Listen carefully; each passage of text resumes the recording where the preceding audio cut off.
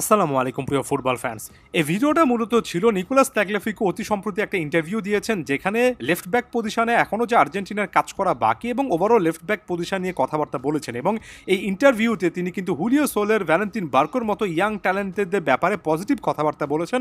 এই ভয়েসটাকে আরও একবার এডিট করতে হলো এজন্য যে মাঝখানে লিওনেল স্কালোনি কিন্তু তার প্রিলিমিনারি স্কোয়াড ঘোষণা করেছেন, যেখানে তিনি বার্কো কিংবা হুলিও সোলেরকে রাখেননি। হয়তোবা পরবর্তী কোনো একটা ইন্টারন্যাশনাল ব্রেকে তাদের সুযোগটা আসবে। মাঝখানে অলিম্পিয়াকোসে খেলা ফ্রান্সিসকো ওর্তেগা সুযোগ পেয়েছেন এবং তাগলিয়াফিকোর সঙ্গে তাকেই লেফট ব্যাক পজিশনে আলাদা করে দেখা যাচ্ছে। আমরা ওর্তেগা প্রসঙ্গে পরে কখনো আলোচনা করব। শুরুতে এই জিনিসটা অ্যাকনোলেজ করে নেওয়া উচিত যে এতদিন ধরে নিকোলাস তাগলিয়াফিকোর সঙ্গে মার্কোস অ্যাকুনিয়াও কিন্তু লেফট ব্যাকের দায়িত্বটা সামলেছেন এবং মার্কোস অ্যাকুনিয়া একটু ভিন্নধর্মী ফুটবলার, যিনি কিনা ফাইনাল থার্ডের অ্যাক্টিভিটিতে অর্থাৎ আক্রমণে তাগলিয়াফিকোর চেয়ে ক্ষেত্র বিশেষে বেটার একটা সার্ভিস দিয়েছেন। অর্থাৎ এখানে কম্বিনেশনের একটা ব্যাপার রয়েছে। তবে সেই কম্বিনেশনটা কিন্তু একেবারে ভেঙে গিয়েছে। মার্কোস অ্যাকুনিয়া এই মুহূর্তে জাতীয় দলে ফিরে আসার মতো একটা জায়গায় অন্তত আমি দেখছি না, অনেক ফুটবল বিশ্লেষকই কিন্তু দেখছেন না। আর্জেন্টিনার ঘরোয়া ফুটবলে মার্কোস অ্যাকুনিয়ার ফিরে যাওয়ার সিদ্ধান্তটাও কিন্তু আসলে সঠিক হয়েছে কিনা সঠিক সেটা নিয়েও কিন্তু কথাবার্তা বলার সুযোগ আছে। যেমন নিকোলাস তাগলিয়াফিকোকে যখন জিজ্ঞেস করা হলো ইন্টারভিউতে যে তিনি মনে করেন কিনা আর্জেন্টিনা লিগে ফিরে যাবেন, তখন তিনি একেবারে স্ট্রেট ফরওয়ার্ড বলেছেন তার কাছে এখন পর্যন্ত মনে হচ্ছে না যে আর্জেন্টিনার লিগটা যথেষ্ট মানসম্পন্ন, বিশেষ করে ইউরোপের সাথে তিনি যদি কম্পেয়ার করেন। তাই তিনি যতদিন সম্ভব ইউরোপিয়ান কম্পিটিশনে খেলতে চান। তার এই মুহূর্তে ফ্রেঞ্চ ক্লাব লিওতে থাকার প্ল্যানটাই তার স্পষ্ট। যতদিন সম্ভব তিনি ইউরোপে একেবারে টপ লেভেলে খেলতে চান। এখন ব্যাপারটা আবেগজনিত আকারে না নিয়ে সত্যিকার অর্থে লজিক্যালি যদি আমরা চিন্তা করি, আসলে আর্জেন্টিনার লিগটা আপনি ইউরোপের সাথে তো আর কম্পেয়ার করতে পারেন না। এবং এখানে আসলে নিকোলাস তাগলিয়াফিকো একেবারে স্ট্রেট ফরওয়ার্ড যে কথাটা বলেছেন সেটার সাথে আমি অ্যাগ্রি করি এবং তার আসলে ইউরোপেই থাকা উচিত। লেফট ব্যাক পজিশন নিয়ে কথা বলতে গিয়ে নিকোলাস তাগলিয়াফিকো আরও গুরুত্বপূর্ণ কয়েকটা কথা বলেছেন। যেমন প্রথমত বলেছেন, আমার কাছে মনে হয় বছরের পর বছর ধরে লেফট ব্যাক পজিশন বা ফুল ব্যাক পজিশন আসলেই ওভারলুকড সিচুয়েশনের মধ্য দিয়ে গিয়েছে। এটাকে খুব একটা বেশি গুরুত্ব দেওয়া হয়নি, কারণ কোচেরা সাধারণত লেফট ব্যাকদেরকে অনেক সময় সেন্টার ব্যাকের মতো দেখেন যদি তাদের ডিফেন্সিভ অ্যাবিলিটি ভালো থাকে। অনেক সময় তারা সেন্টার ব্যাক হিসেবেও খেলেছেন।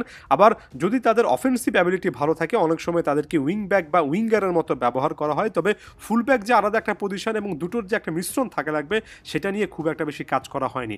এখানে নিকোলাস তাগলিয়াফিকো ইন জেনারেল বলেছেন, অর্থাৎ ফুটবলে একটা কমন ট্রেন্ডের কথা বলেছেন। তবে এটা আর্জেন্টিনার ক্ষেত্রেও হয়তোবা জাস্টিফাইড হতে পারে, কারণ খুব একটা বেশি যে বিশ্বমানের ফুল ব্যাক আর্জেন্টিনা বের করতে পেরেছে লেফট ব্যাক পজিশনে সেটা বলার তেমন সুযোগ নেই। তবে এখনই হতাশ হচ্ছে না নিকোলাস তাগলিয়াফিকো। তিনি ক্লিয়ার কাট ভাবে বলছেন ভবিষ্যতে আর্জেন্টিনার জাতীয় দলে তিনি দুজন ইয়াংস্টারকে দেখতে পাচ্ছেন। একজন হচ্ছেন হুলিও সোলার, যিনি কিনা ইংলিশ প্রিমিয়ার লিগের একটা ক্লাব বোর্নমাউথে এই মুহূর্তে আছেন। আরেকজন হচ্ছেন ভ্যালেন্তিন বার্কো, যিনি কিনা একটার পর একটা ক্লাব আসলে সুইচ করছেন। যেমন ব্রাইটনের পরে সেভিয়াতে গিয়েছেন, সেখান থেকে আরও একটা লোন ডিলে ফ্রেঞ্চ ক্লাব স্ট্রাসবার্গে গিয়েছেন। তিনি লেফট ব্যাক পজিশনের পাশাপাশি আরেকটু হাই অন দ্য পিচ কিংবা একজন লেফট সাইডের মিডফিল্ডার হিসেবেও খেলতে পারেন। এই দুজনের মধ্যে সম্ভাবনা দেখছেন নিকোলাস তাগলিয়াফিকো। তবে ঘুরে ফিরে ওই ব্যাপারটা থাকবে যে তারা তাদের ওভারঅল ফুলব্যাক হিসেবে প্রোফাইলটা তৈরি করতে পারবেন কিনা, নাকি একজন সেন্টার ব্যাক অথবা একজন উইঙ্গার, এই দুটো ক্যারেক্টারিস্টিক্সের যে কোনো একটাতে আটকা পড়বেন।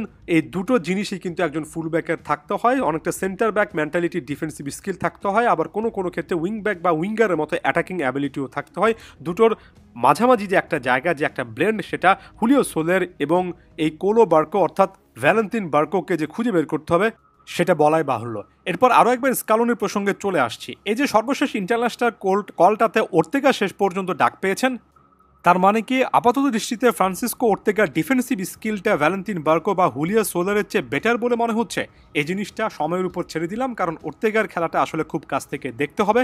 আবার অনেক জায়গায় দেখেছি এটাও একটা কারণ হতে পারে যে সাম্প্রতিক সময় আন্ডার-20 দলের হয়ে হুলিও সোলার একের পর এক হাই ভোল্টেজ ম্যাচ খেলেছেন। কিছু ইনজুরি সংক্রান্ত ইস্যু থাকতে পারে এবং ভ্যালেন্তিন বার্কোর ক্ষেত্রে আসলে ক্লাবে কোনো একটা নির্দিষ্ট ক্লাবে থিতু হওয়াটা এই মুহূর্তে অনেক বেশি করে গুরুত্বপূর্ণ। হয়তোবা তাদেরকে সময় দিচ্ছেন। তবে দিন শেষে কারণ যেটাই হোক না কেন, এখানে নিকোলাস তাগলিয়াফিকোর সাথে জুটি বাঁধার জন্য কিংবা ব্যাকআপ রাখার জন্য যে লেফট ব্যাক একজনকে খুঁজে বের করতেই হবে সেটা একেবারে নিশ্চিত।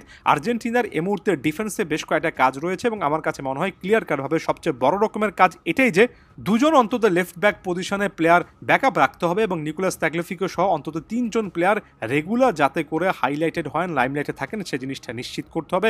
এটা একটা বড় রকমের চ্যালেঞ্জের জায়গা। লেফট ব্যাক পজিশন নিয়ে আপনারা কী ভাবছেন? আপনাদের চোখে কার আসলে বেশি সুযোগ পাওয়া উচিত? অবশ্যই একটু জানানোর চেষ্টা করবেন। ধন্যবাদ সবাইকে।